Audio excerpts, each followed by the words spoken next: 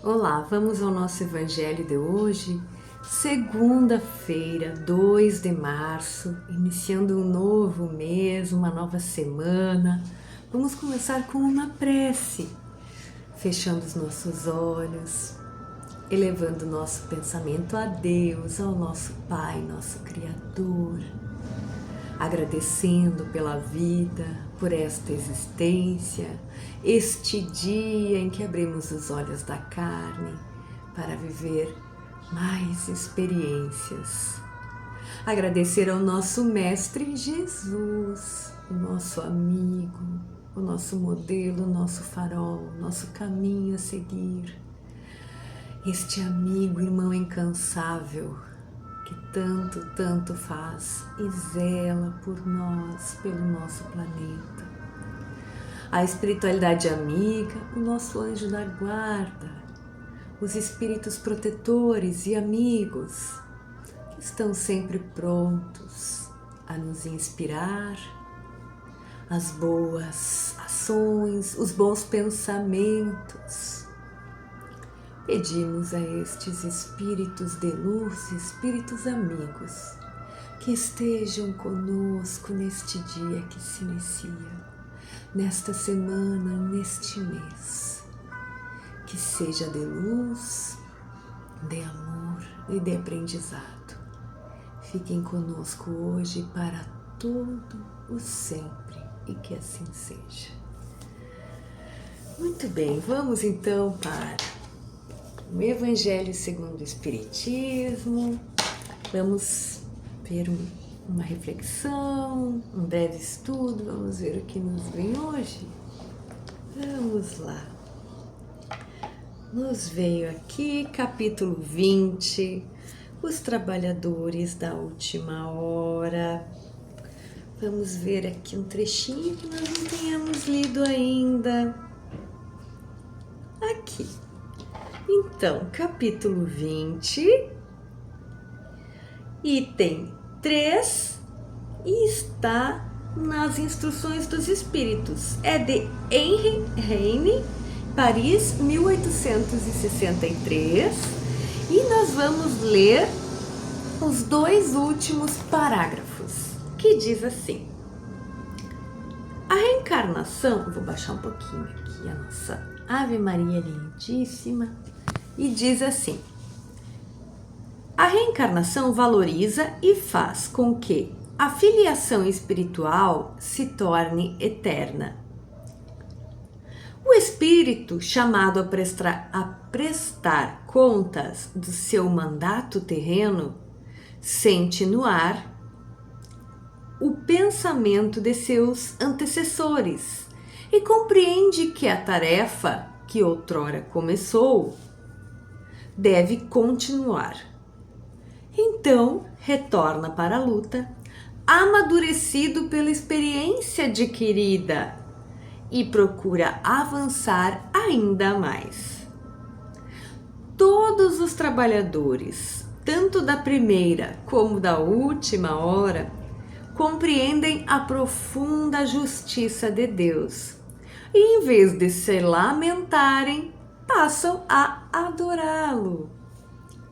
Um dos verdadeiros sentidos dessa parábola, em que os últimos serão os primeiros, como em todas as outras parábolas de Jesus que Jesus dirigiu ao povo, contém o ensinamento de que a vida continua no futuro. As parábolas trazem, através de suas formas e imagens, a compreensão da magnífica harmonia entre todas as coisas do universo. Harmonia entre todas as coisas do universo. E da solidariedade que liga os seres de hoje com o passado e com o futuro. Muito bem. E aqui nós lemos, portanto, todo este item 3 do capítulo 20 de Henri Heine, que está em Instruções dos Espíritos, os últimos serão os primeiros. Então, este capítulo 20, os trabalhadores da última hora, traz no item 1 a parábola dos trabalhadores da vinha, que é uma parábola que nos causa um estranhamento. Poderia até estar lá, né, no capítulo Estranha Moral, mas é claro que é tão importante que mereceu um capítulo só para ela, essa parábola, esse ensinamento de Jesus. O que nós podemos brevemente, é uma parábola com muitas camadas, muita profundidade, que tem tanto ensinamento, mas aqui vamos fazer assim, para nós entendermos o que lemos hoje e que esse Espírito Amigo nos trouxe. Os trabalhadores da vinha, em horas diferentes do dia, o dono da vinha vai lá e chama trabalhadores. Uns chegam a primeira hora e trabalham o dia todo. Outros chegam na última hora e trabalham somente uma hora. Na hora de receber, todos recebem a mesma coisa. E aí o dono da vinha vai dizer: eu sei o que é justo para cada um. Não se melindrem, não fiquem bravos. Resumindo, é isso. E como que nós podemos entender essa justiça divina? Porque esse dono da vinha é Deus. Fala também no administrador da vinha, que é quem paga. É Jesus. E nós somos os trabalhadores da vinha. O que quer dizer aqui para essa nossa reflexão de hoje? As horas, as diferentes horas, não se trata exatamente o assunto principal de quantas horas, mas sim de que hora nós estamos. O que dá a entender que sim, nós vamos passar por todas as horas e que muitas vezes nós nos perdemos quando sabemos que temos mais tempo. Às vezes até fala, né? Algumas analogias dizem que os trabalhadores da primeira hora às vezes se perdem no ócio, enquanto os da última fazem um trabalho, né, ali mais focado. Também pode ser uma interpretação. Mas o que fala aqui é que cada uma destas horas terá um trabalho correspondente. Cada espírito, cada um de nós terá os seus momentos na sua evolução, como espírito de terceira ordem, como espírito de segunda ordem, e assim caminhando na sua escala evolutiva. Então, não podemos julgar dentro do nosso limitado conhecimento de uma vida os méritos, às vezes, de uma pessoa, porque ela já plantou em outros momentos, está colhendo. Muitas vezes do oposto a gente analisa muito. Às vezes uma pessoa que é aparentemente muito boa e que só colhe desastres nessa existência, a gente diz, mas como pode, né? Deus não é justo. É claro que Deus é justo. Às vezes aquele irmão está reparando, está tendo uma oportunidade de reparar. É uma hora na vinha, é aquela hora dele na vinha, né? Então aqui esse trechinho que nós lemos diz assim, que a reencarnação valoriza e faz com que a filiação espiritual se torne eterna. Faz uma relação aqui que a gente vai ser chamado a prestar contas do que fez, tem toda uma ligação, né, com essa questão da continuidade. Isso é importante que a gente entenda que nós somos espíritos imortais, que temos uma vida somente, com diversas existências e que elas têm ligação entre si. Nós esquecemos para podermos executar, para podermos esquecer das coisas que fizemos, recomeçar. Por isso que nós esquecemos temporariamente enquanto encarnados, mas estas reencarnações são solidárias entre si, elas têm relação umas com as outras. É claro que não dá tempo da gente falar sobre tanto assunto. Então façam a leitura até do capítulo todo, porque é curtinho, né? Mas de repente até da parábola e desse item 3, para poder ter assim ainda uma profundidade ainda maior. Mas o que fica de importante para nós, né? Que o que nós fizermos hoje, nós vamos colher se for bom, colher se não for bom também, teremos que reparar, não pagar, reparar, né? E que às vezes o que acontece nesta existência, se nós não temos explicação aqui, a explicação está em outra, ou que já passou, ou porque escolhemos nos preparar para uma próxima, para uma missão de uma próxima reencarnação. Então nada é por acaso, tudo é organizado na criação divina, apesar de termos livre arbítrio. Mas então a doutrina espírita nos diz que todo efeito tem uma causa. E assim se explicam muitas das coisas que acontecem. É bonito, né? Nos faz pensar. Então vamos pensar sempre no que estamos plantando. E se tivermos que reparar, que seja com resignação, porque quanto antes repararmos, antes estaremos livres para viver novas e melhores experiências. Vamos lá então para o Livro dos Espíritos.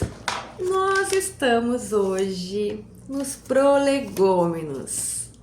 O que é isto? Estamos no início do Livro dos Espíritos, antes de chegar as perguntas, né?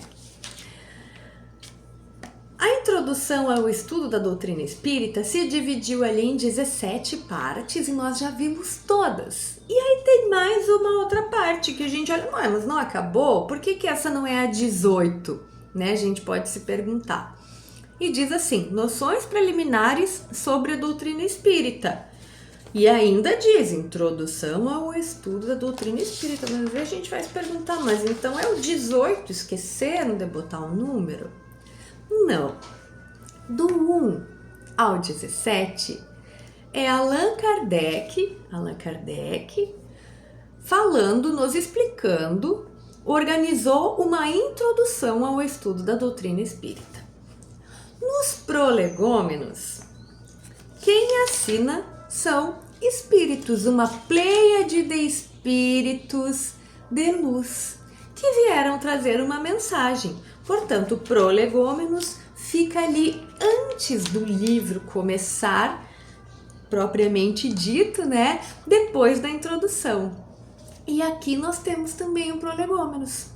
E tem algumas características. Os espíritos começam a falar que esses espíritos de luz que assinam aqui, depois nós vamos ver quem são os espíritos que assinam prolegômenos, eles falam, né, que as manifestações espíritas nada têm de sobrenatural, obedecem a uma lei natural, é uma coisa natural. Também falam sobre a videira, né? Eles trazem, aqui que vem é famoso, aqui não sei se dá para ver, símbolo. A doutrina espírita não tem dogmas, não tem símbolos, não tem rituais. Mas os espíritos mediunicamente mandaram este desenho da parreira para nos explicar essa comparação, para dizer o que equivale. Inclusive, olha como está ligado o nosso evangelho de hoje, os trabalhadores da vinha. Tem muito a ver com isso aqui, onde a uva é o corpo físico, né? O vinho é a essência, o que vai ser tirado, depois esmagar. O que acontece desde o plantio da semente da videira, todo o crescimento, até a uva nascer, né, ser arrancada, esmagada, para então sair o vinho, que quanto mais velho, melhor fica. É um exemplo perfeito. E os espíritos aproveitaram e trouxeram. Então, muitos vezes, o símbolo do espiritismo é esse? Não é um símbolo, porque nós não temos símbolos, mas sim, nos representa muito bem. Muito bonito, né? E explica sobre esse desenho, sobre essa analogia que eu trouxe brevemente para vocês.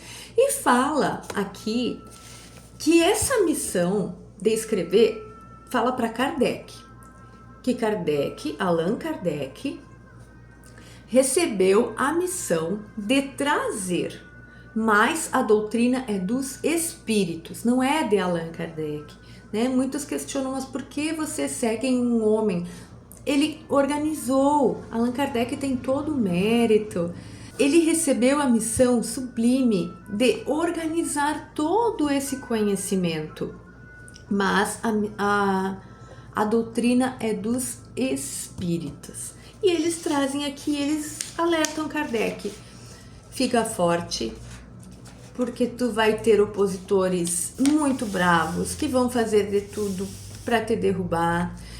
Trazem orientações para Kardec no sentido, tem coisas que tu ainda não vai receber, tem coisas que tu vai receber e nós vamos pedir para que tu guarde para o momento oportuno, porque nem tudo estão prontos. Eles estão prontos para ouvir, seríamos nós, né? A Revista Espírita, inclusive, era esse grande laboratório onde muitas coisas eram lançadas e publicadas ali para sentir qual seria a reação, para ver o que o povo da época tinha condições de entender, o que não tinha. Da Revista Espírita foi extraído grande parte do que temos nos 5 livros que mais estudamos da codificação, né, da organização da doutrina espírita de Allan Kardec. E resumidamente seria isso, leiam todo Prolegômenos, porque tem muito mais informações. E só para dizer para vocês aqui que os espíritos que assinaram então este Prolegômenos: São João Evangelista, Santo Agostinho, São Vicente de Paula, São Luís, o Espírito da Verdade, Jesus, Platão, Sócrates, Fénelon, Franklin, entre outros. Nós chamamos de pleiades de espíritos que foram ali, trouxeram esta verdade.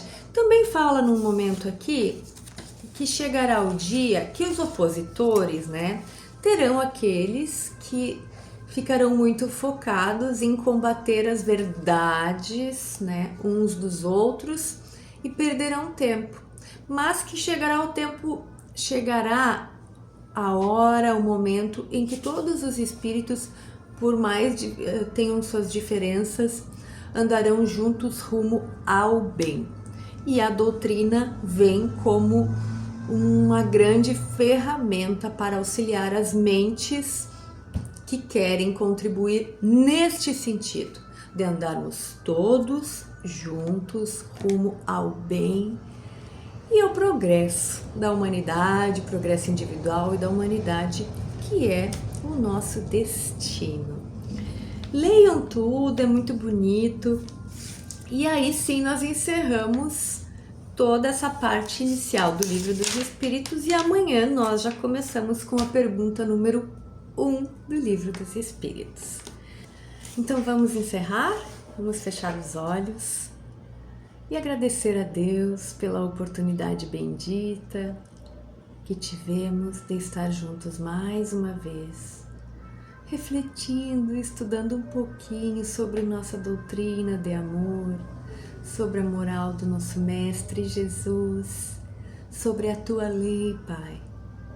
Que nós possamos, sobretudo, colocar em prática um pouquinho do tanto que aprendemos e recebemos todos os dias. Para isso pedimos o amparo da espiritualidade amiga, hoje e para todo sempre, e que assim seja. Tchau, tchau.